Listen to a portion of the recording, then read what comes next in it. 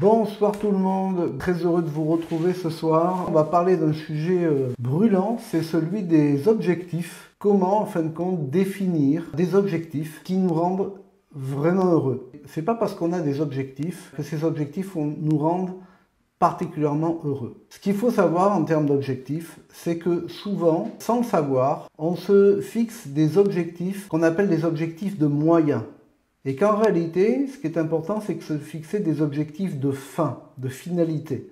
Alors, je vais vous expliquer un petit peu la différence entre les deux. Déjà, ce qu'il faut savoir, c'est que si vous fixez des objectifs de moyens, ils sont systématiquement liés à l'argent, liés à une qualification, liés à un niveau, liés en fin de compte à une sorte de plan de carrière. C'est pas la bonne façon de fixer un objectif. Si par exemple vous dites, ok, moi je sais ce que je veux, moi je veux gagner 10 000 euros dans mon activité de marketing de réseau, ou je veux être chairperson, ou je veux être président, ou peu importe. Ça, ce sont des objectifs qui sont liés à votre carrière, à des moyens. Alors qu'en réalité, ce ne sont pas les objectifs qui vont nécessairement vous rendre heureux.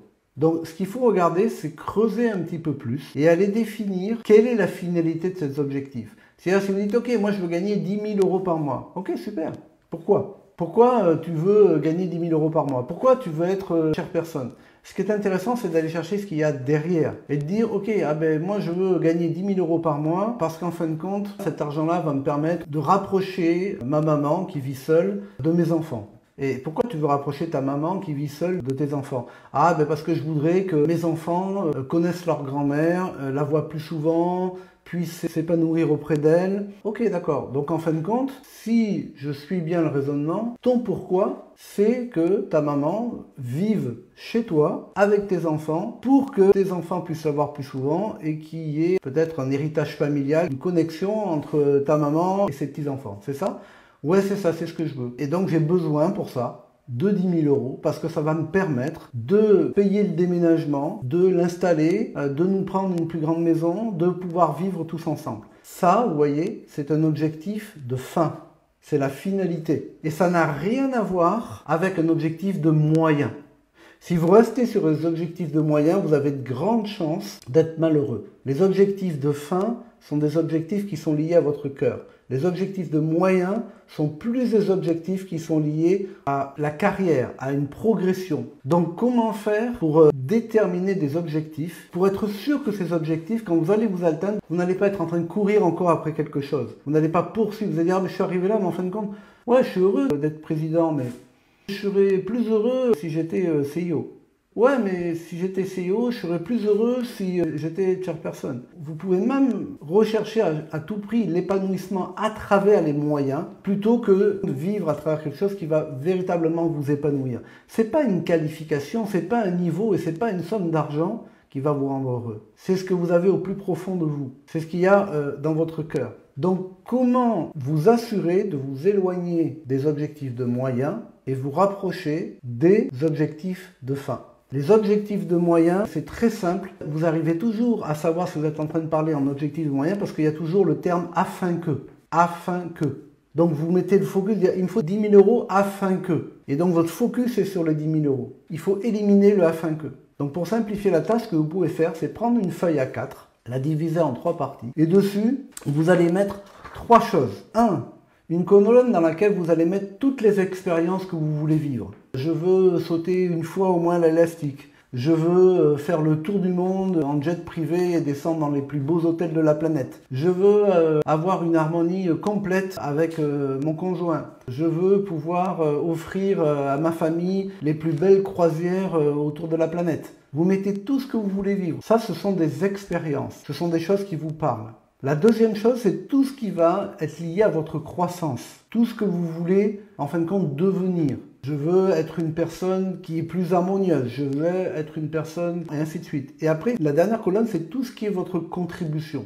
Et là, ça va vous paraître complètement dingue, peut-être, mais je vais aller en compte de ce que vous entendez très certainement depuis des années. Vous n'allez mettre aucune date. Vous n'allez fixer aucun délai. Parce qu'en fin de compte, le piège, quand on commence à déterminer des objectifs SMART, c'est une erreur monumentale. Monumentale. Moi, ça m'a toujours d'ailleurs fait frissonner quand j'entendais là, parce que dans le SMART, il y a le R de réaliste. Quand vous faites ça, vous savez ce que vous êtes en train de faire?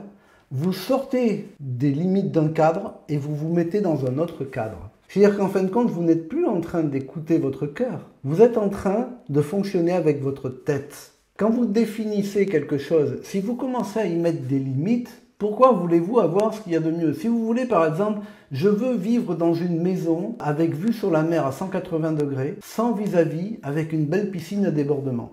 C'est largement suffisant. Contrairement à ce que vous pensez, plus vous allez détailler l'objectif, plus vous allez mettre de détails, eh bien vous allez vous limiter parce que vous pourrez peut-être avoir mieux. Quelque chose qui va vous rendre encore plus heureux, avec lequel vous êtes encore plus épanoui. Donc en fin de compte, ce que je suis en train de vous dire, ne cherchez pas vous à déterminer ce qu'il y a de mieux pour vous. Laissez faire, visualisez le cadre, ressentez les choses et laissez les choses venir à vous. Laissez la vie vous amener les rencontres, les idées, les circonstances qui vont vous mener là où vous voulez aller.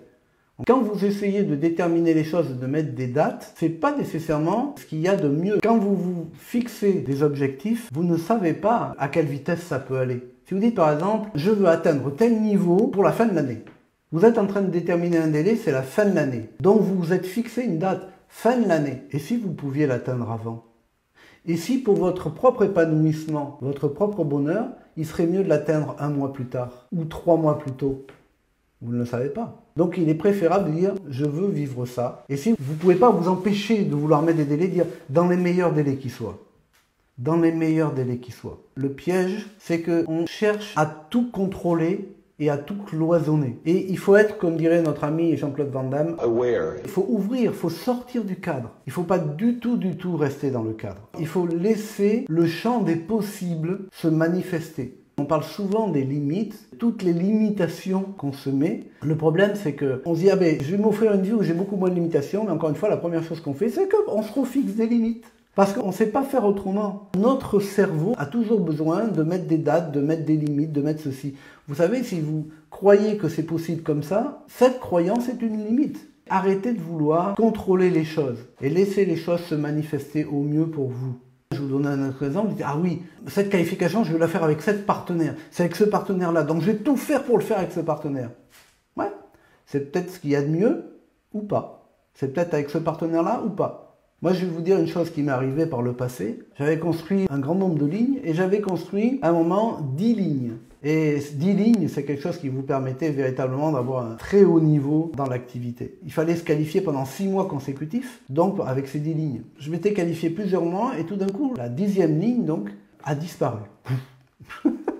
Du jour au lendemain, ça arrêtait, elle ne faisait plus rien. Et bien, comme j'étais habitué à fonctionner comme ça, j'ai dit ok, c'est qu'il y a quelque chose de mieux qui va arriver derrière.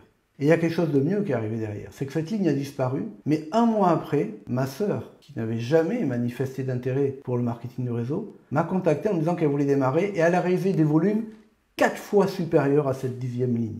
C'était ma 10e ligne. Qu'est-ce qui s'est passé? Quelque part, la vie a fait de la place pour laisser rentrer ma sœur. Et le développement s'est déroulé de manière beaucoup plus harmonieuse qu'avec cette précédente 10e ligne. C'est complètement fou quand même.